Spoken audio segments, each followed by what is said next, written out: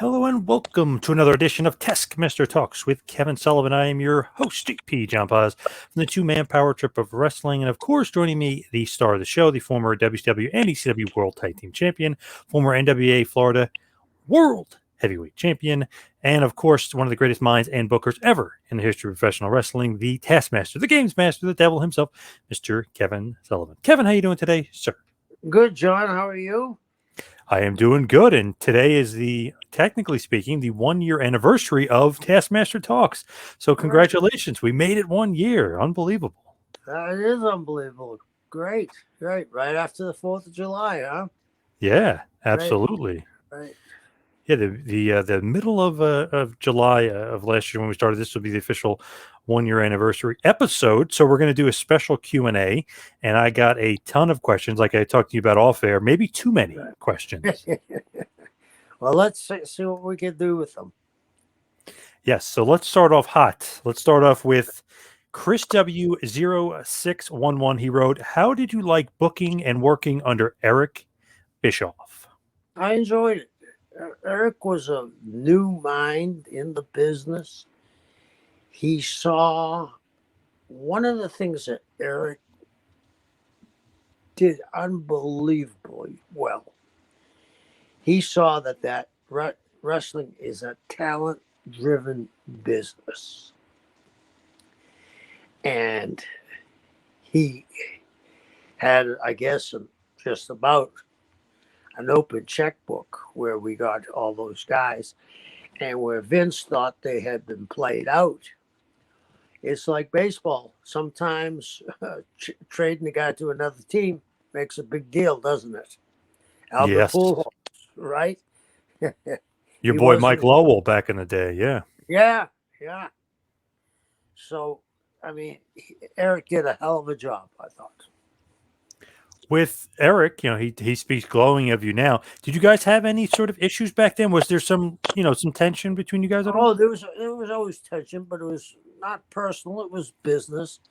And I've always been able to, I think, maybe not when I was real young, but I understood that business is business and friendship's friendship. And you have strong opinions sometimes on which way the business should go. But to me, it's like poker. You go with the guy with the hot hand, and whoever has the hot hand, you go with. Yep. So, yeah. But there's no reason in the world to get pissed off permanently about something, because,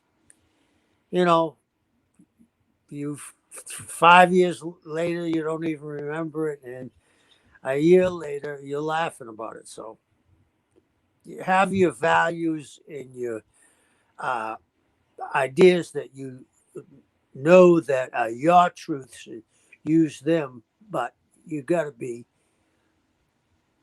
Politics means the art of compromise, and that's what you got to do. From Jay Quick, who was the toughest person to work with when you were in WCW? Well, the toughest would be Hulk. You'd be, whether it was me and I've mentioned this about Nash, I'd be with there was a group of guys with Nash all week, and Hulk would waltz in an hour before the show and start changing stuff. And that's pretty disheartening, especially when you're rolling hot and you know what you want in the long run. Maybe what he does that night is good, but it isn't going to be good for the long run. It may be good that night, that segment, for that person, not for the good of the whole show. From Lone Wolf 06, what was your logic behind booking during your run as a booker for WCW? I know we talked about that before. Is that the heat? Basically, the logic is build heat? I mean, now that, I was a comic book. I grew up with comic books, okay? and now they've made a return. But I was a DC guy. Okay, you got to have superheroes to have. I mean, supervillains to have superheroes, and I mean, Mike Tyson drew because first of all he would beat people up, but he was controversial. I mean, Conor McGregor, he's trying to imitate Vince's strut and Rick's strut. You know what I mean? He's Yep. trying to do. He puts Rick over in promos. I mean, controversy. I agree with Eric. Controversy causes cash. So I think that the thing is, you got to have a group of guys. In my head, anyway, you got to have a group of guys that look like they could beat you up. You know, the old story I said, you and I come out of a watering hole, and on the left, there's Brock Lesnar walking down the other side of the street, and then on the right, pick a nondescript independent guy. We're going to walk on the right side of the street, right? Yep. Yeah. They have to look like athletes. What is, this is from Quackers. What is the funniest Ric Flair story that you might have? Probably have a bunch. One time we were going to the Caribbean, and we had a layover in Puerto Rico for like an hour and a half on the same plane. So we didn't get off the plane. And, you know, you've heard the famous stories about Rick getting drunk and getting naked and putting his robe on. Yep. Well, he did that to the co-pilot. The co-pilot was drunk and had Rick's robe on. I was a little nervous about flying. Yeah, holy crap. I've gone down. I crashed in a plane, and Billy Graham's book talks about it. So, I mean, I'm not, I about crap my pants. So, but Rick, I mean, the plane rides with him, and that was back in the day when things were completely different. I mean, it was, and he just had that magnetic personality. The flight attendants were giving us bottles of whatever we wanted, and Rick performed his sideshow, and it was great. Love it. What is, well, this is from a shampoo model. What is it, or what was it like working for Leah Maivia in the Polynesian pro wrestling territory? Who was your favorite opponent to work with in that territory? I loved working with Leah. I used to get a pop out of the guys, especially like Barbarian and Haraku, because they would laugh and agree with me. I'd say, there's only two people in the wrestling business I'm not sure that I could beat up. I said, one's Andre the Giant, the second one's Leah Maivia, and they would pop, right? But we were so lucky because when we took over Polynesian Pro Wrestling, they were down really to nothing, and it blew over because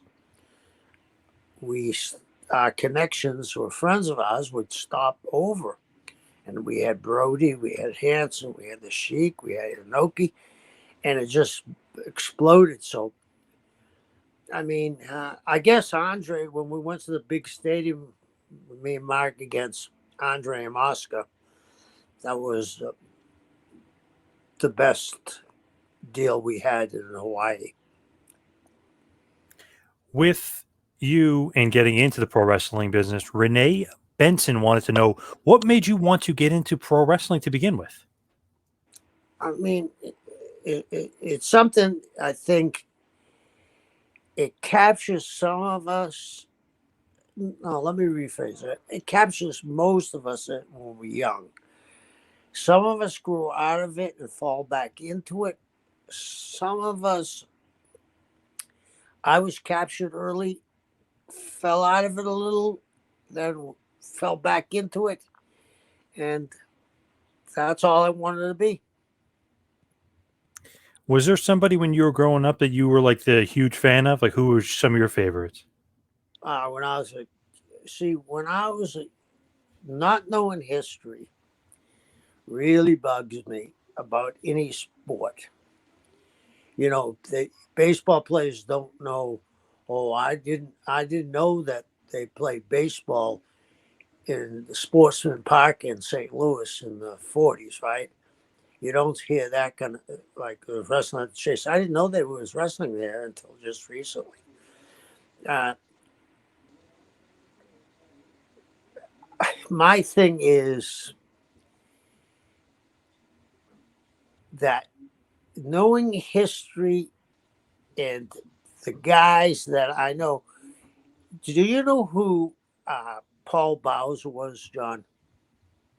Wasn't he a big promoter in Boston? Yes, but listen to this. He controlled Boston, Montreal, Toronto, LA, San Francisco, Wow. part of Chicago, and he owned part of New York with Vince for a while. And they had a special dispensation, even though he was a member of the NWA. He had his own world champion, Killer Kowalski. And I look back now and I laugh because everybody hated Killer Kowalski except me and a few of my friends, So, yeah, I got to see some of the great names of all times. When you were in the WWF all the way back in Right. the day, who did you hang out with mostly backstage? And that's from Captain Chaos. Great name. Yeah. There was a guy named Pat McGinnis. There was two ends of the territory then. Back then, they were running 2 towns a night, right? There was the New England end and the Pennsylvania, New Jersey end. So Pat McGinnis was a local guy up there. He was a real strong guy. Him and Billy Graham became very friendly. And I used to travel with Pat, maybe 3 days a week. Yeah. Because we worked the Boston end mostly. Any good Jim Barnett story sees a very interesting character in the wrestling history, to say the least, and that is from J Moss 1026. Yeah. Jim and I got along famously because I could rib Jim and get away with it. One time, Jim calls me up, and I was in the office, and he said, I'm coming in the office right now, and I need to talk to you immediately. I said, okay. So Jim walks in the room, and we had just gotten Alex Wright, and he was doing his dance going to the ring, right? And Alex tights were about 2 sizes too small, if you remember at the beginning. And he's doing the dance, and Jim said, last night I had my friends over, and we watched wrestling. And when Alex Wright came on, they just went crazy. They say we should push him as the world champion. I think they're right. He said, I never get involved about that stuff. And he didn't. He said, but my friends just went crazy when they saw him. I said, well, Jim, I'm going to give that some notice. And he turns to leave it. I said, oh, 1 second, Jim. And he turns back and says, yes, my boy, what is it? I said, what football team do your friends play for? And he goes with his cackle, ha, ha, ha, got me again. Goodbye. And walked out.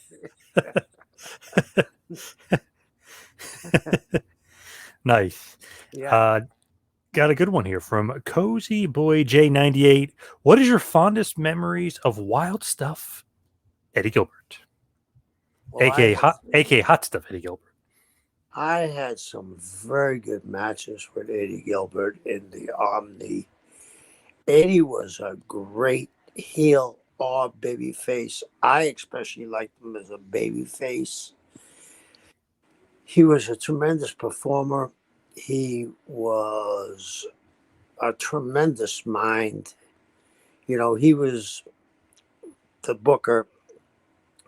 I think I got this right, John. Correct me if I'm wrong. Right before Paul E changed it to Extreme Championship Wrestling. Yep. When it was, what was it? Eastern Championship Wrestling. I went up and was supposed to work for him, and that's the night the thing went down where Eddie and whatever happened walked out and Paul took over. So with the next question, Zent NSA says, any memories of Playboy Buddy Rose? Oh, yes. Buddy Rose, people don't understand what a big star he was in the West Coast. I mean, Portland, where you were home every night. And if you were over like Buddy was, you worked the big shows in LA, San Francisco, Honolulu. Buddy, back in the mid 70s, when you were traveling maybe 700 miles a week, was making over $100,000. And him and Piper had that run up there forever. You know, and then he came to Florida, and Buddy was a great performer. He let his weight get way too big at the end, you know, but he was smart enough to use it as a gimmick. But he did get too heavy. Definitely. Yeah. From Hi, my name is John. Have you ever met Owen Hart? You know something? I met Owen before he was in the business when I was in Calgary for about 6 weeks at one time. From what I gather, I never heard anybody say a bad word about Owen Hart. So he must have been a hell of a guy. Yes. This is from Trevor Toe 14. What is your dream match that you never saw, either while you're in the business or even as a youngster, as a fan?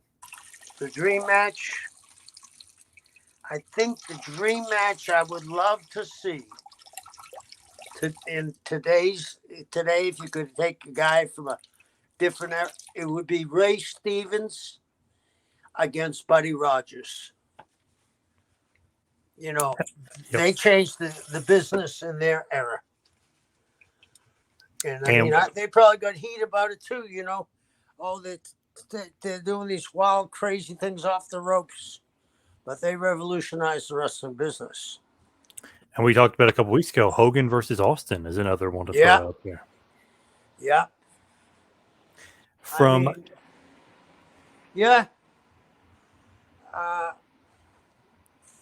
and I think, to me, The Rock with anybody right now, you know, he's over so well. The Rock with anybody. Oh, yeah. From Justin Quest, is there a venue you wish you could have worked that you never had the chance to, and why? Let's see.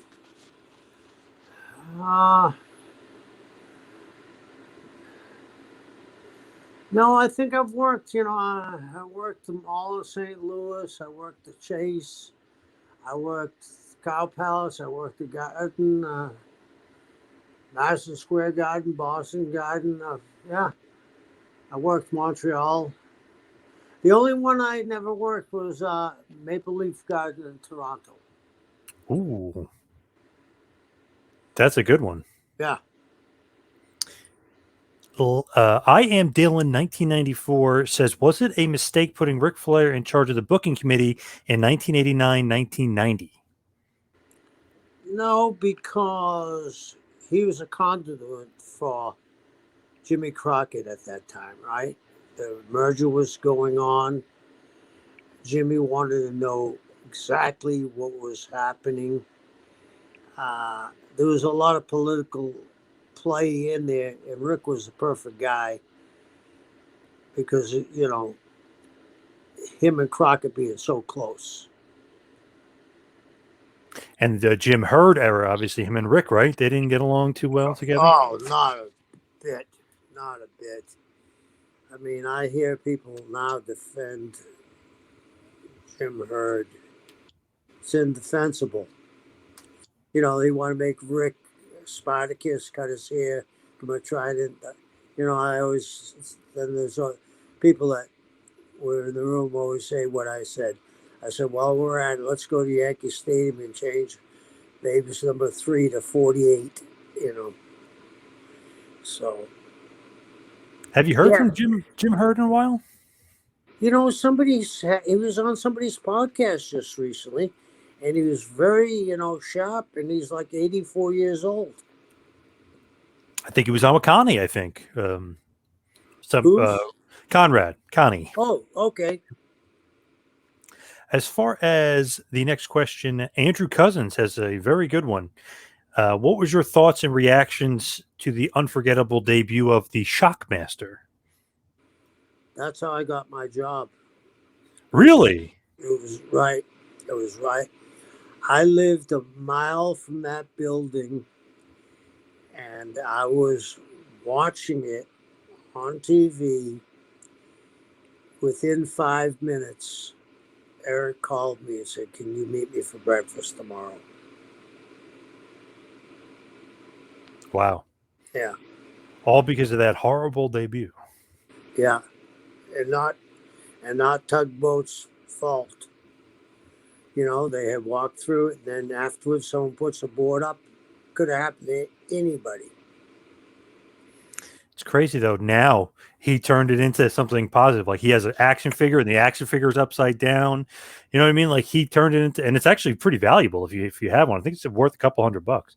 So Right. he turned it into something at least. Yes. The negative into the positive. Yeah, he's a very smart and very nice guy. Do you still talk to him? Yeah. Well, when I see him at conventions, we always chit chat around. He's a great guy. I've known him forever. The next question is from Sam Steele. Could you shed some light on Antonio Inoki's appearance at Clash of the Champions 28? It just seemed weird.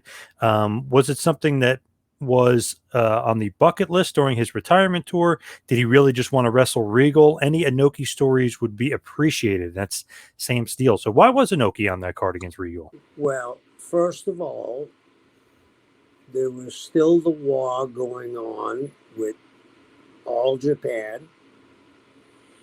And even though we had the New Japan guys, Inoki was the president, and he was running for congressman, but it's some representative of some kind of council they have there. And he was looking for the rub off of that. Plus, he had a very good match with Regal. So it was good for him, and it was good for us too. Do you have any sort of history with Inoki? Any sort of stories with him? No, I don't. The only time I worked with New Japan was when we did the deal, and by that time, that was probably the last time Inoki was in the ring. Before that, I worked for Baba and Onita. From Frank Castia, was anything done in WCW to intentionally embarrass or mock a talent as punishment?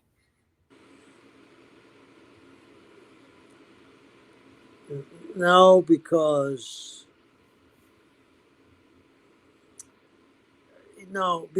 the guys, it's a different, we're in a whole different world today. I mean, I was watching, one of my favorite programs of all times is The Office. I watched it a couple of segments the other night. You couldn't put that on TV today. They made fun of everybody. And back then, I'm sure that Vince did it because he was, he owned the company, and it wasn't a public company at the time. There was no HR offices in his company at the time where we did have them. And people were aware of what happens on some lawsuits. So there wasn't any of that back then. The guys kind of would get on somebody and ride them really bad if he's kind of screwed up. today it seems like WWE does that a lot, whether it's intentional or unintentional. It seems like they mock some of the talents and kind of mess with them a little bit as far as even on air. I think they do it all the time. I think they do it all the time because they've been doing it from day one. I mean, you take Dusty Rhodes, one of the greatest stars of all times in our business. I put him right up there money-wise at the time with, before Hogan broke out, it was him and Billy Graham in 2 eras. And then you put polka dots on the American Dream. Nah, you're making fun of him. Yep. Weird stuff. From F Meltzer 43, when you helped run WCW, how did you maintain a work-life balance, if at all? I didn't. I was just I look back now, John, and I'm actually going to Florida tomorrow. There's a new company opening, Championship Wrestling from Florida. The guy bought the name of the old one, and he bought the office, 106 North Albany. Wow. Yeah, and while I'm at it, the real world heavyweight champion, Charlie Haas, says, he wants an open challenge to any world champion, and I understand why nobody's accepted it. I think they're going to recognize him at their show Friday night as the real world heavyweight champion. Very But cool. yeah, so that is the question. Yep, perfect. From Audrey Ballandine, what kind of mindset attributed to your success? Like, what was your mindset like when you were booking WCW? This is going to sound crazy, okay? It was like, did you ever hear of the book Jonathan Livingston Seagull? Mm-mm. In the 80s, it was a huge book, right? The guy was very successful. He actually lives in the next island from me. And very smart guy. And the book came to him. And the characters came to him in his sleep, and they wrote the book. Well, when Hogan said, "Can you do this?" and I went to bed, I knew I could, because I could see the long-range goal. Because, as I've said to Nasir, to all our fans, I knew all I had to do was turn Hogan heel, and that place would explode. And I always go back to when he came down the aisle, those people were dancing in the aisle. And when he came in and dropped the leg, they were up to their knees in trash. This country likes to do 2 things. We like to build 3 things. We like to build up idols. We love to tear them down, but we also like to see them resurrect themselves. Mike Tyson is a perfect example, right? He's got a one-man Broadway show. So there we are. Yeah, really, it's just crazy. Tiger guy Woods, that was in another jail one. for rape. Yep. Yeah. Tiger Woods too. They built up, knocked down, and trying to build them back up again. Yeah. From Adam Inc. T82, interesting name. How much of an advantage did you feel you had in being able to format your live program and already knowing the results of Raw back in the early days of the Monday Night Wars? I tried not to watch it. I tried to block it out. I did not, I was, of course, I knew some what the finishes were, but I wanted to block it out because I didn't want to be influenced at all, because I don't care. You may not like, we'll say, South Caribbean food, but if you live there, you're going to eat it once in a while, right? So same thing, if you watching something there, it's going to creep in, and it's going to be, you're taking things from them. It's not original.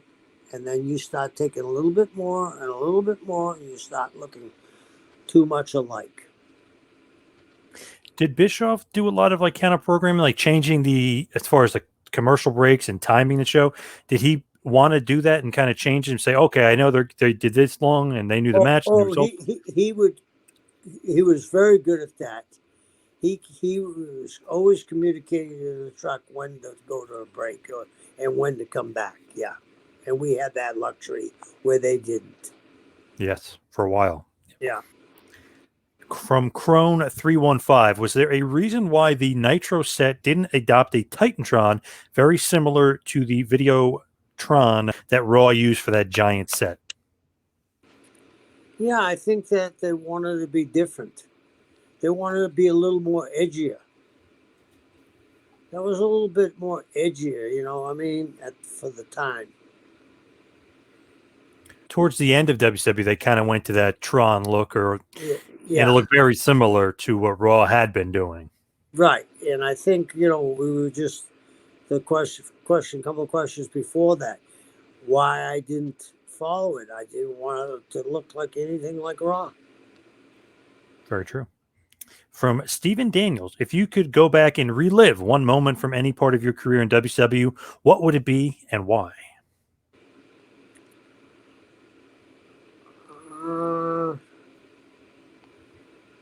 To see the pop that Hogan got when he turned heel.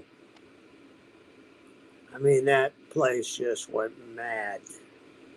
It was the quickest yay to nay ever I've seen.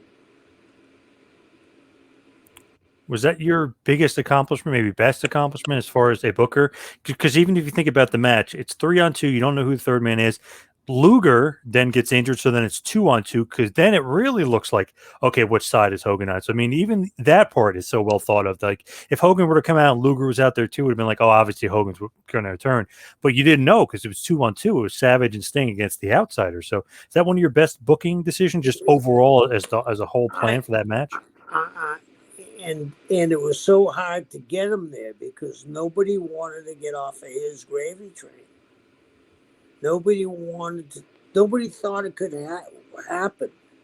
I told you, when Mean Gene caught that mistake when the building booed him when he came out to Chicago, and Gene said, because he was dressed so solemnly, that's why they were booing. I said, it got to be done. We wouldn't have made it because he would have beat the NWO. Gotcha. This is a great question here from WF Dave, and it's really intriguing because I never really thought about it, but this is great. What was WCW's catering like? Did you have the same food every show, and what was your favorite food? They fed us very well. I mean, and healthy too. I mean, they had grilled chicken. They had, all vegetable steak. They had anything you could want in an A+ restaurant. They fed us very, very well. Was it always the same? No. Sometimes it would be different. Sometimes we'd have like an Italian fare. And other times we'd have maybe a slightly Greek fare. But it was basically, very healthy food. What was your favorite? My favorite is, I love lamb. That's my favorite meat. And occasionally they bring that in. I'd eat the lamb. What was, like, not even what was, but like, who is charged for that? Is that a part of the production cost? Who pays for the caterer? Or like, where does the money come out of WWE? From the production cost, yeah. Okay. Yeah. That's interesting because you got to figure that's not cheap for, God knows, 100 people.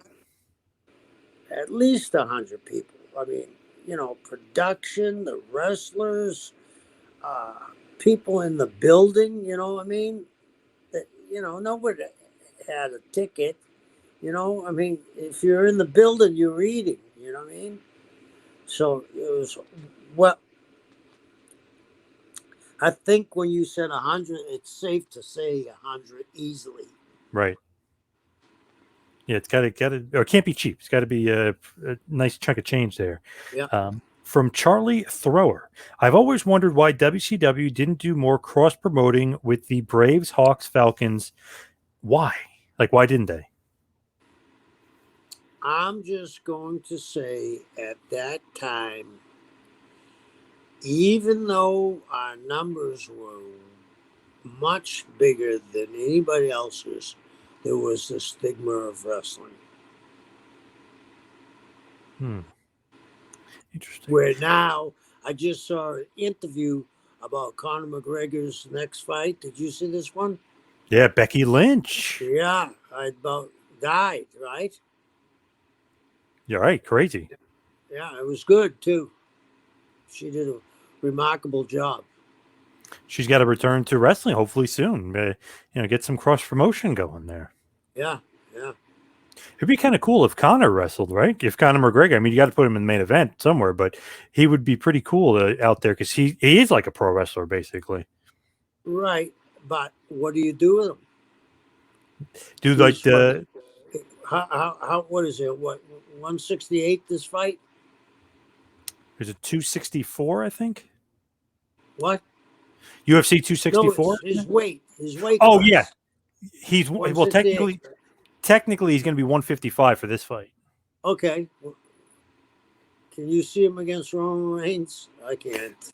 I don't know remember Mayweather though? He fought the Big Show, and obviously Mayweather's like 155 pounds. Yeah. Do a little something special, put on the brass knucks, whatever you got to do. Yeah, if it was a one-time only, but I think the novelty of him would wear off quickly. And I'm a huge Conor McGregor fan, but the hardest thing for people to understand is guys that come from legitimate sports background are the hardest to train. Because their mind is into a shoot. And they either punch too hard or punch like the cream puffs. That's why I thought that Kevin Green, God rest his soul, was so good. He took it really serious. Yes. From Mickey Boujay. If Bill Shaw had remained Eric Bischoff's boss instead of Harvey Schiller, would that have made any difference, either positive or negative, for the WCW? Yes, because Harvey Schiller was the head of the Olympic Committee at one time. And Harvey Schiller thought he was General Custer reincarnated. We would have done, if Bill Shaw had stayed in power, him and Eric had a great working relationship. He was Hogan's next door neighbor across the intercoastal in Florida. So I think we would have done a lot better. From Corey Foster, if WCW was making so much money for Turner and was such a big name globally, why was it so hard for Eric Bischoff to get face-to-face meetings with Ted? Ted runs the largest buffalo ranch in the world. He's the biggest landowner in the United States. Plus, he was a playboy at that time, from the Addams Family girl to Jane Fonda to making movies. Ted wasn't around much. He was enjoying life. From Eric Lewis, I'd like to hear about WCW Magazine in the late 90s. If you could provide any insight into it, I recall it being a great read back in the day. Any memories of the WCW Magazine? Yeah, I did have some, and they were the magazine was put together very well. Ross, the guy out of Chicago, put it together. He did a hell of a job, and I wish it had run longer. If we had started it earlier. Ross Foreman. Yes. We're still with Impact to this day. He does PR for Impact Wrestling for all these years. Really? Good. Yep. From Beastie Boy 07, who was the most popular wrestler when you guys would make foreign tours? until he turned heel, Hogan by far. I had a very weird experience when we were in Berlin, and we were at a stadium that Hitler gave speeches at. And when Hogan came out, it was like, whoa. They started chanting Hogan, Hogan, Hogan, you know. And, you know,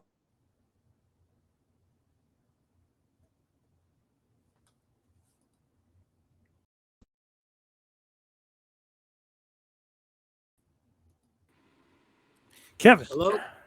Maybe a can you hear little me? bit of a history now. You hear me? Yep. Maybe a little bit of a history now. I'm saying, wow, how the world has changed, you know. So, yeah, Hogan was the guy because he hadn't been in a lot of European tours when he was with WWE. Mostly England. Yes. From Marcus D'Angelo, did you and Eric ever consider a partnership with Paul Heyman and ECW, or were they completely off your radar? They were. Paul wasn't off my radar because I used to call and say, "Paul, you got 6 weeks before they take this guy." I broke Paulie in the business, so I wasn't going to screw him. But we weren't going to.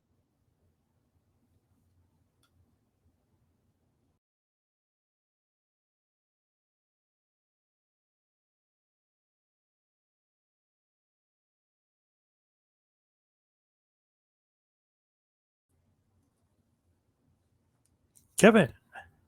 Oh,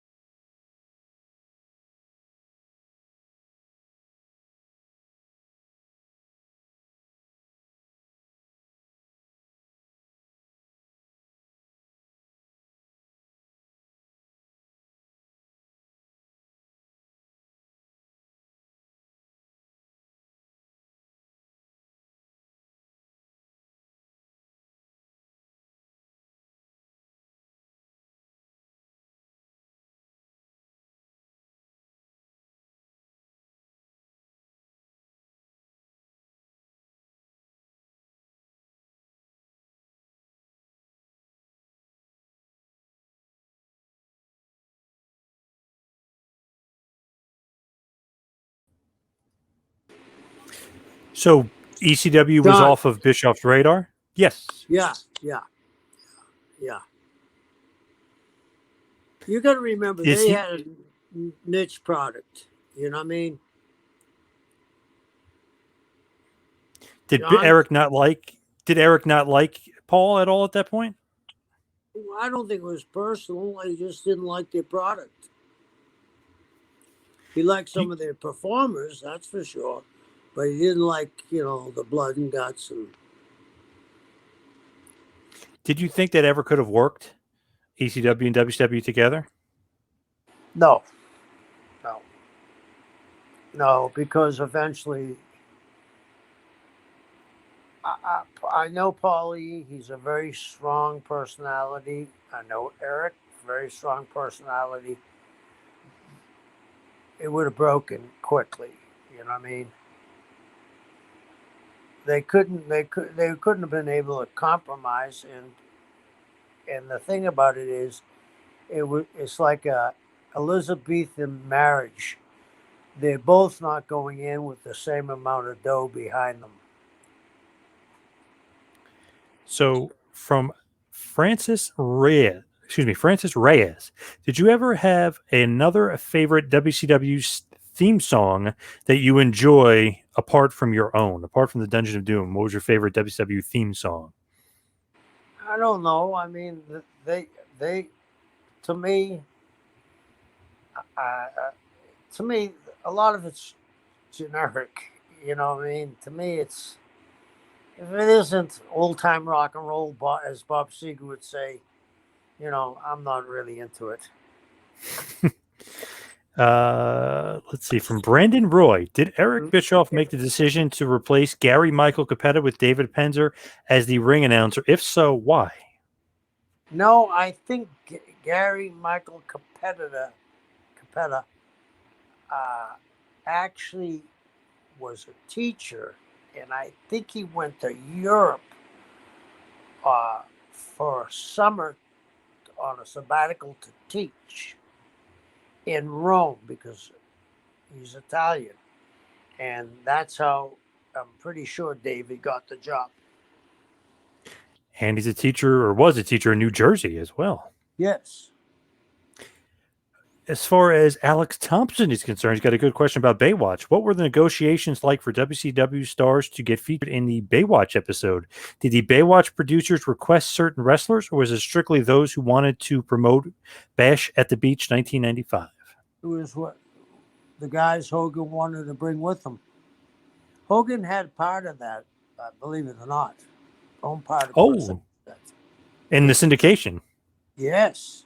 Wow. Yeah. So it was a great time. Man, whew. And Pamela Anderson and the rest of that crew during their prime, Baywatch, whew, best show going. Yep. Yeah. From Cell Junkie 83, a little bit of a jokey question, but he put Roadblock, The Gambler, Loch Ness, WTF, man. Well, even Einstein has been proven wrong. So. Yes. Yeah, you can't have winners all the time. From Bertie Mac 902, was there anyone WCW tried to bring in to join the Dungeon of Doom that for whatever reason did not happen?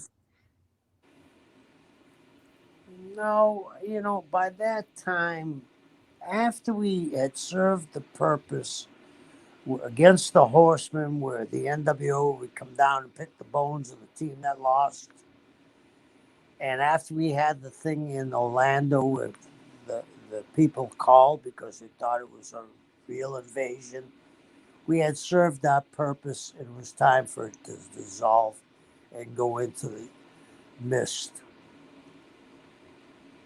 Could see King Kong Bundy, for whatever reason, being a part of Dungeon Doom, but not happening.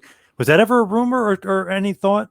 No, that's funny because I actually booked Knoxville for Blackjack Mulligan when he owned the Knoxville territory when Chris started in the wrestling business, and I sent him to Gary Hart in Texas.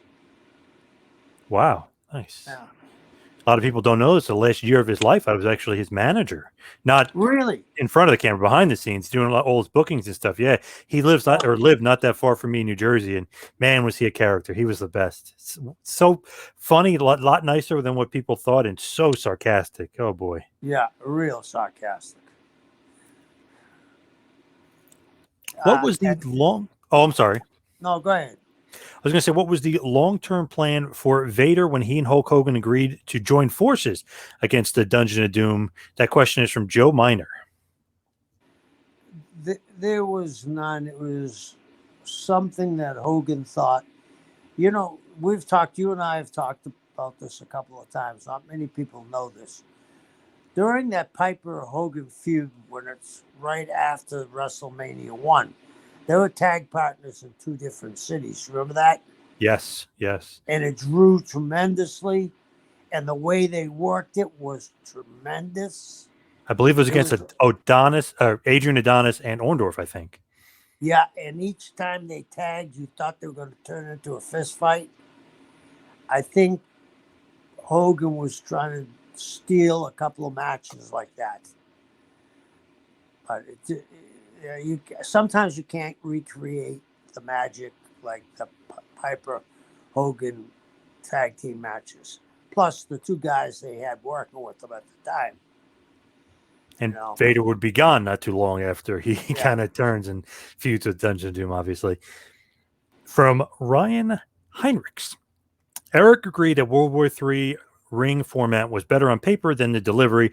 My question is, why go back to the formula for another pay-per-views if that was the perception coming out of the first event that it was not great as far as the delivery of it? Well, if every starting pitcher got pulled after the first home run hit off of them, there'd never have been an ERA under 10, would there be? Right. You know, you got to give it a chance sometimes to work the kinks out. Very true. Now we'll just do one final question here as we wrap it up from J Field 85. Did you think Brian Pillman was going to re-sign with WCW once he got released? You know, here's the only reason why I thought he would. Eric has said, and I believe him 1,000%, that he had to go sell why this guy was going to over double his salary, right? Right. I never thought Vince would give a contract. You know what I mean? I thought he'd give Brian the story, come on in, I'm going to make you more money than you've ever seen. You'll be fighting through silk and all that bullshit. But I never thought he'd give him a contract. Wasn't Brian either the first or second guy that got the contract? Yeah, the guaranteed contract. Yeah, very that's what I'm rare talking for about, Vince. right? Yep. So I never thought that Brian would get that. Not that he didn't deserve it. He broke a precedent. And obviously that car accident, that big car accident, that did not help because that kind of ruined his run. Really, I mean, led to his demise too, but really ruined his run there because he was going to get seemed like a monster push. Yeah. And it did ruin his whole life. We do have a great episode back in the archives where we dedicated to Pillman and how he was basically working everyone, Bischoff, yourself, maybe even himself a little bit. And that's the thing. Himself too, John. Now, thank you everybody for submitting all those questions. Literally, I have 2.5 more pages completely full, and they're in tiny little fonts. So I have a ton more questions. God knows how many were sent in, but thank you everybody who sent in questions, and we will eventually get to all of them. We just can't today, time reasons why. I mean, man, if we went through all these questions, we'd be here all day. It was just a crazy amount of questions, but I love it. Keep them coming because it's a great stuff and shows you people care and people are listening, which is great. Yeah, and I'm going to be in Florida this weekend for the grand opening Championship Wrestling from Florida in Tampa. And then the following week, I'll be in Texas for SWE Fury and get to see the real World Heavyweight Champion, Charlie Haas, who's been challenging not only wrestlers, but boxers and MMA guys. So a lot of things going on, John.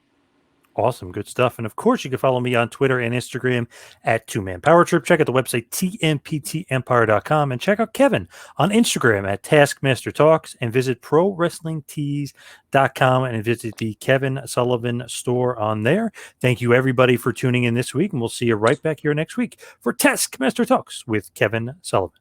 See you next